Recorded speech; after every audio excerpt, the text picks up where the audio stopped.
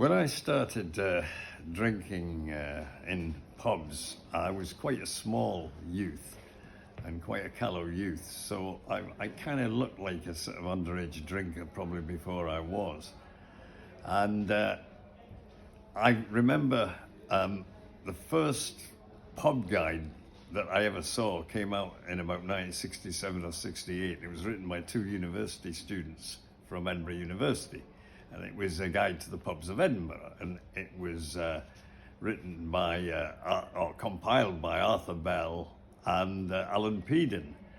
And down in Leith there was a pub called the Black Swan, which was sometimes known as Jimmy Muir's because Jimmy Muir was the licensee. It's now the Roseleaf pub, so some people probably know it as that.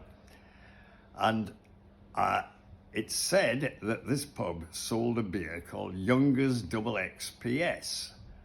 This was something that I never heard of before, so we thought, I wonder if this is a really special beer. I thought I should maybe take a trip down there and check it out. So I traipsed down to Leith because I was living on the south side at the time, and went into the pub and went to the bar, which was going like a fair, by the way, and asked for a pint of this William Younger's Double XPS. And everybody round about me, including the bar staff, guffawed rather. I got a pint of beer. I didn't know what it was that I got. And I went away and sat in a corner to try and look as unobtrusive as possible. I remember I was wearing a big donkey jacket with a high collar, and I kind of shrank into this donkey jacket.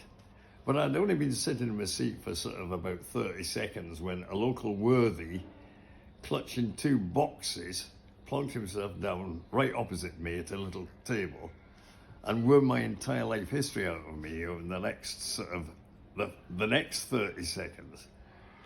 And then he turned to me and looked at me and said, "Want to see my ferrets, pal?" Now, I wasn't very sure what the right answer to this question was, so I might have just nodded. But anyway, he opened the box and four ferrets jumped out and started running around the pub. Now, I wasn't really familiar with ferrets in pubs very much, so I'm watching the ferrets and he's watching me and my reaction to the fact there were four ferrets loose in the pub. Now, none of the regulars seemed to be too concerned by this, which makes me think it was probably a regular occurrence. But it was certainly new to me, ferrets in pubs, and ferrets, of course, are quite exhibitionist. So I remember at one point there's a ferret running along the top of the gantry behind the bar. There's another one running along the top of the bar surface and doing tricks, and there's two more somewhere loose on the floor. I was a little bit concerned by this, I wasn't quite sure how I was going to cope if I got a ferret up the trouser leg. So after a while, when he's obviously satisfied his curiosity about how I was going to react to a pub with ferrets in it, nobody else in the pub seemed to pay the slightest bit of attention to the fact that ferrets were loose, so it's probably a regular occurrence. He then said, "Want to see what's in my other box, pal?" Well, by this stage I'd kind of figured it out because it had puncture holes in it, and